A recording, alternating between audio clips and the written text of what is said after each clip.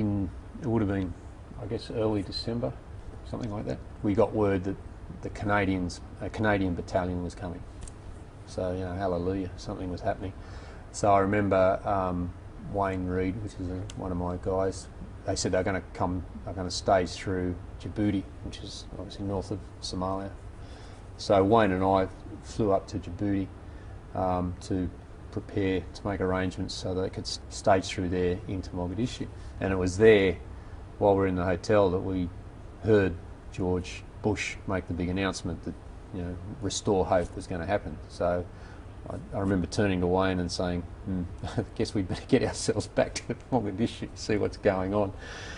Yeah, that sort of signified sort of the beginning of the end of UNISOM 1, such that it was.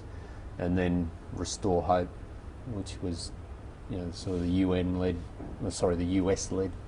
mission, which was another, you know, pretty amazing event. We heard about the announcement when I was in Djibouti. We sort of spoke to our, the force headquarters in Mogadishu. They said, the Canadians aren't coming now. We said, yeah, figured that. Better get your ass back to Mogadishu. So I said, yeah, okay. So we would have been back, I don't know, 24, 36 hours, maybe 48 hours, I can't remember, but not long after the announcement. By the time we got back, media were turning up. I mean, there was representatives from CNN and NBC, the American media, were in town. You know, it was like 48 hours after the announcement. They were, you know, there was planes turning up from everywhere. And of course, you know, the UNISOM headquarters, both the civilian and the military, they're sort of all running around in a mad spin trying to get a handle on what's going to happen, which makes sense. In the early days, it's always a little bit confusing.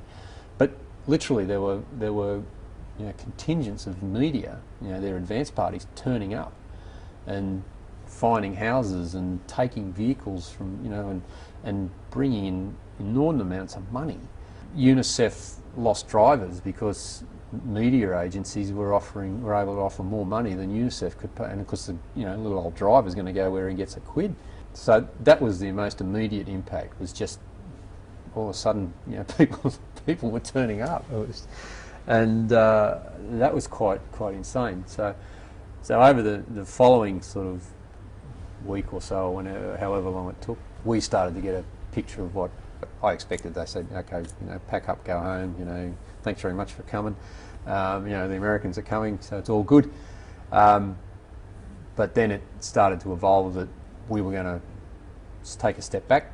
Americans and all their allies were going to come roaring in, restore hope, do whatever they're going to do, roar out, and the UN was going to take over again.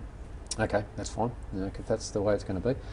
So initially we only knew that it was Americans. Then eventually, as the Restore Hope mission started to take shape, you know, there was obviously going to be more from other contingents of French and the Canadians, and then we got word that the Australian battalion was coming under, you know, so immediately we sort of, our role up until the day they arrived, until the Restore Hope kicked off. So we were sort of doing two roles. We were continuing doing our daily tasks, which was ongoing, but we were sort of liaising with, you know, once we heard that the Australians were coming, we were liaising back to Australia to give them sort of intel and advice and suggestions, and, you know, we were sort of their on the ground team for the battalion preparations, which obviously helped them, and, you know, we were glad we were actually seeing, you know, we were able to do something more to sort of, you know, contribute.